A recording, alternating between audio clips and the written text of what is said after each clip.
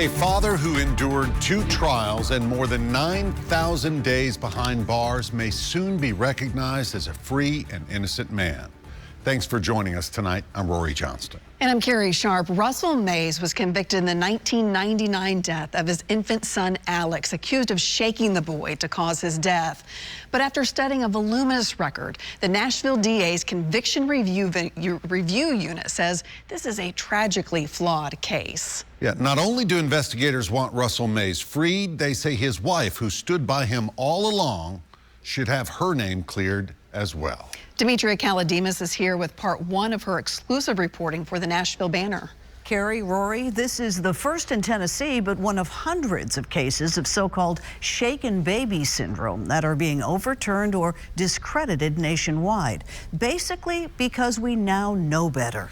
New understanding of injury, prematurity, and better interpretation of the science suggests that little Alex did not die from abuse, but his father has been behind bars for decades now, serving life. The happy birth announcement came a month after the baby's arrival, printed in black and white. Mays, Russell and Kay have named their son, born March 25th at Baptist Hospital, Brian Alexander. No one could have imagined what happened next, and the grim headline that would later blame his father for little Alex's death. A complicated case, clouded by lots of gray area. Yet jurors decided twice that this was a clear-cut, black and white, undeniable case of shaken baby syndrome.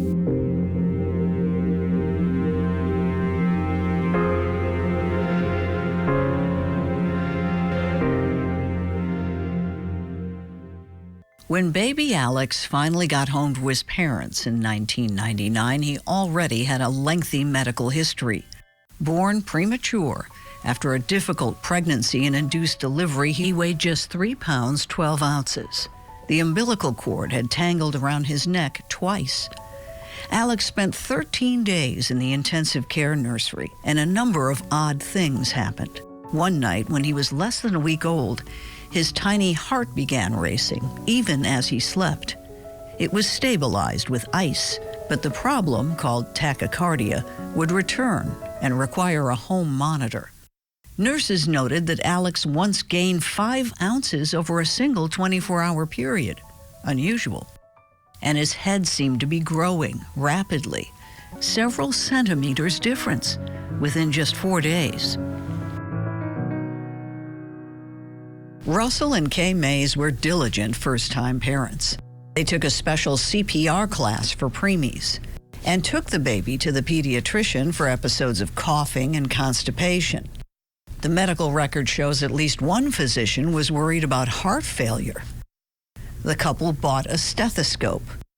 And when he was just 24 days old, they took Alex to an after-hours urgent care, worried about his breathing. He had a little bit of a sniffle cold, and he didn't feel like he was bleeding right to me, so we took him over there, which they told us that we were overreacting and that he was fine and that kind of thing. So you didn't think he was breathing right? He didn't sound like he was breathing right to me. During the 3 weeks Alex was with his parents, they took him to see doctors 7 times and got telephone advice at least twice.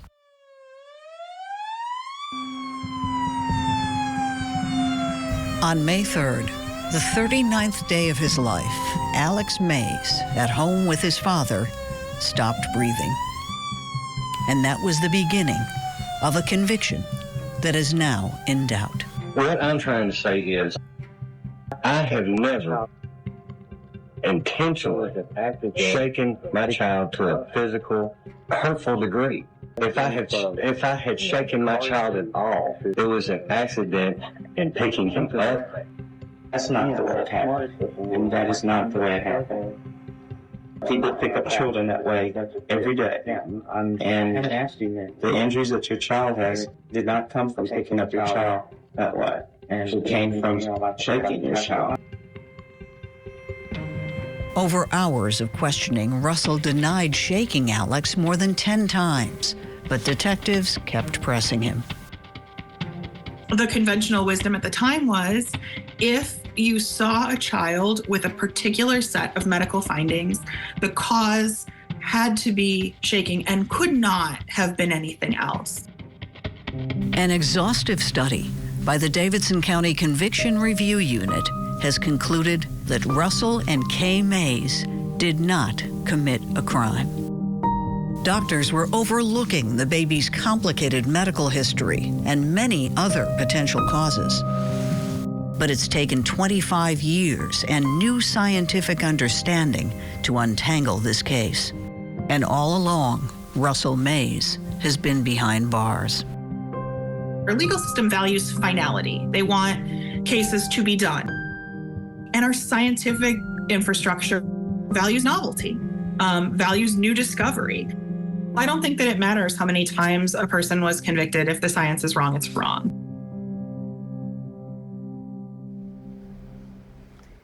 And it turns out that two key players in the Mays case have become well known far beyond Nashville and Tennessee. That one-time Vanderbilt doctor and the former lead Nashville prosecutor continue to offer expert testimony and presentations on shaken baby injuries all over the country.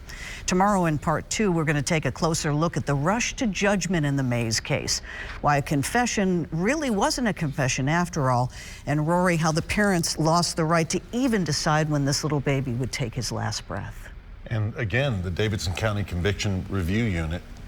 Looking at its own work. Wow. Yeah. All right, Demetria, look forward to tomorrow. Thank you.